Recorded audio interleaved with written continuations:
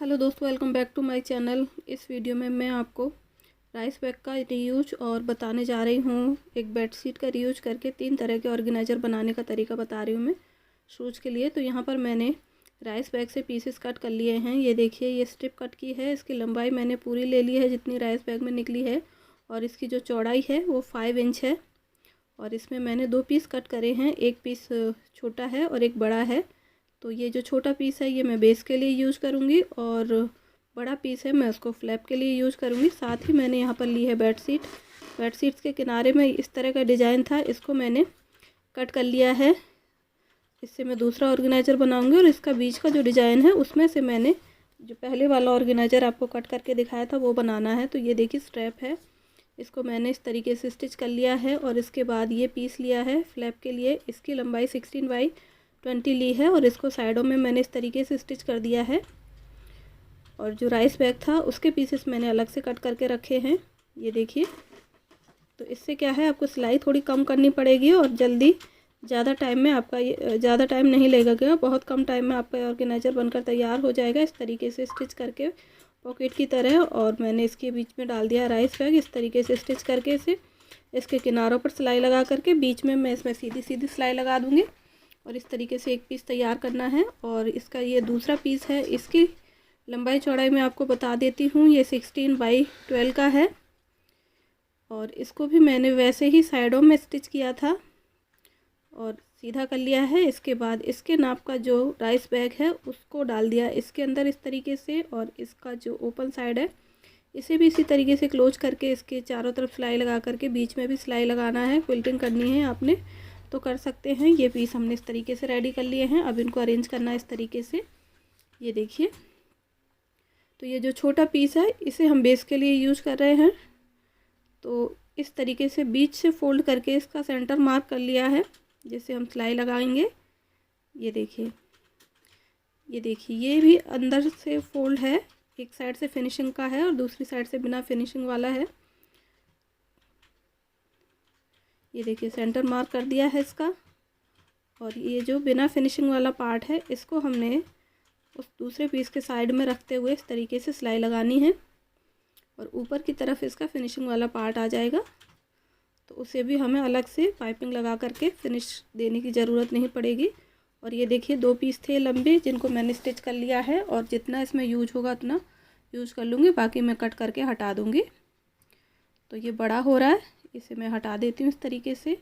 और इसके बाद जैसे मैंने आपको बताया है उसी तरीके से स्टिच कर लिया है इसको, ये देखिए।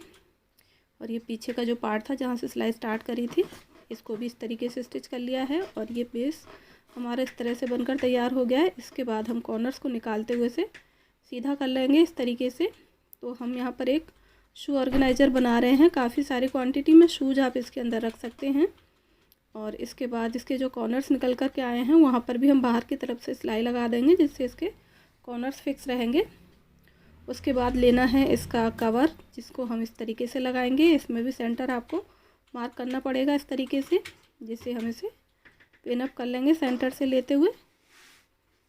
ये देखिए, इस तरीके से सेंटर को सेंटर के साथ मैच किया। यहाँ पर पिन लगाएंगे और बाकी हिस्सों में भी पिन लगा करके उसी तरीके से हम डबल सिलाई लगा देंगे यहाँ पर। और इस तरीके से इसका फ्लैप अटैच हो जाएगा इसके साथ में।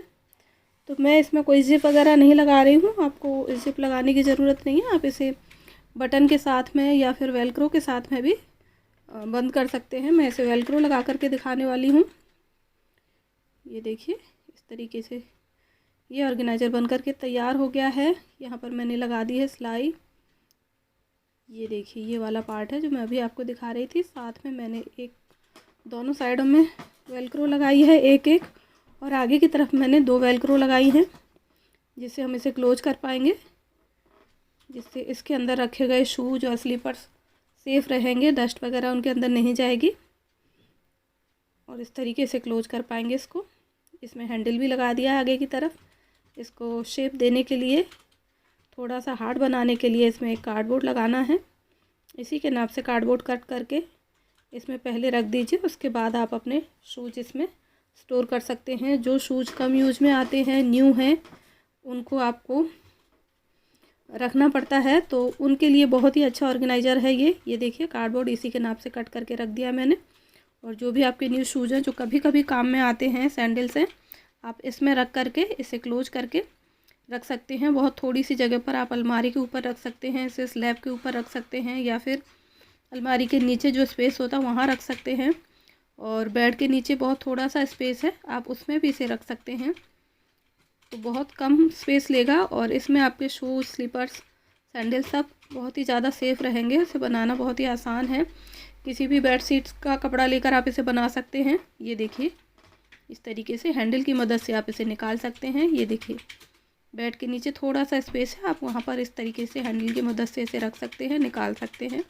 तो ये हमारा पहला ऑर्गेनाइज़र था बहुत सारे शूज़ को स्टोर करने के लिए। अब देख लेते हैं दूसरा पीस हमने क्या बनाया है शूज़ को स्टोर करने के लिए। ये देखिए, इन दोनों साइडों में सिलाई लगाने के बाद और ये वाला साइड फोल्ड करने के बाद इसको मैं सीधा कर रही हूँ। तो यहाँ पर मैंने एक पाउच तैयार किया है, इनमें भी हम शूज़ स्टोर करेंगे।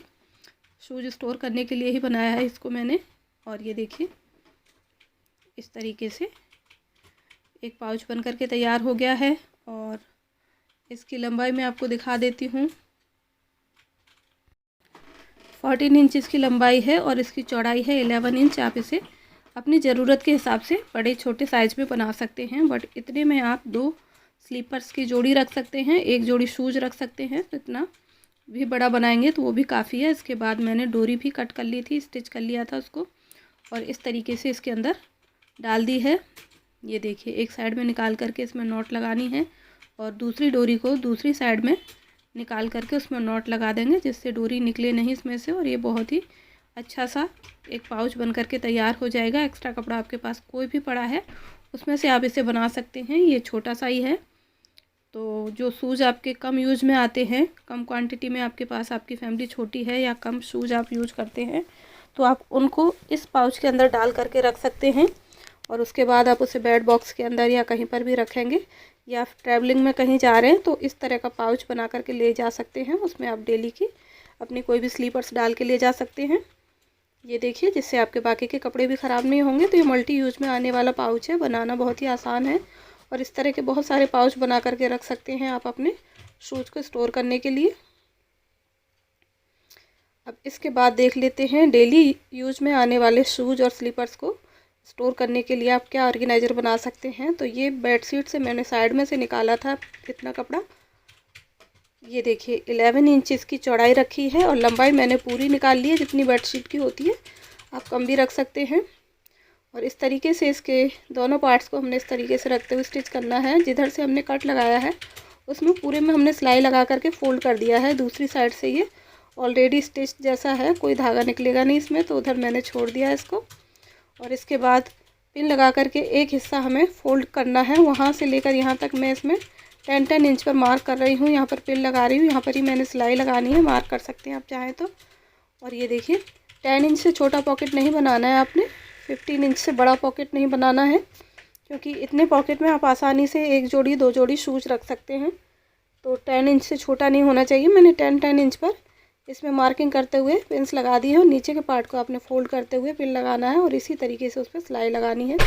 तो ये देखिए, ऊपर का जो पार्ट था उसको मैंने इस तरीके से हैंगर रखते हुए स्टिच कर लिया है, और जहाँ पर मैंने पिन्स लगाई थी उन पर सीधी सीधी सिलाई लगा दी है। दोनों पार्ट अटैच हो गए हैं और बहुत सारी पॉकेट्स इसमें बन गई हैं। इसका मतलब बहुत सारे शूज़ आप इसमें स्टोर कर सकते हैं। आपके घर का कोई भी कोना है वहाँ पर आप कोई कील लगाइए, या कोई हैंगर है आपके पास तो उसमें आप इसको हैंग कर सकते हैं। और डेली यूज के आपके जो शूज़ हैं उनको आप रख सकते हैं। अगर आपके घर में जगह कम है, आप उसमें शू स्टैंड नहीं रख सकते, तो इस तरह का हैंगिंग ऑर्गेनाइज़र बहुत ही ज़्यादा यूज़फुल होता है डेली यूज में आने वाले शूज़ और स्लीपर्स के लिए। ये बहुत ही अच्छा है। तो इस तरह से मैंने आपको 3 ऑर्गेनाइज़र बना करके दिखाएं। ज़्यादा क्वांटिटी में आपने शूज़ को स्टोर करके रखना है तो उसके लिए स्टार्टिंग में बताया था। दूसरा मैंने आपको बताया था 2-3 जोड़ी आपने शूज़ रखने हैं, तो वो आप पाउच बना करके उसमें रख सकते हैं, और डेली यूज के आप ऐसे ऑर्गेनाइज़र में रख सकते हैं।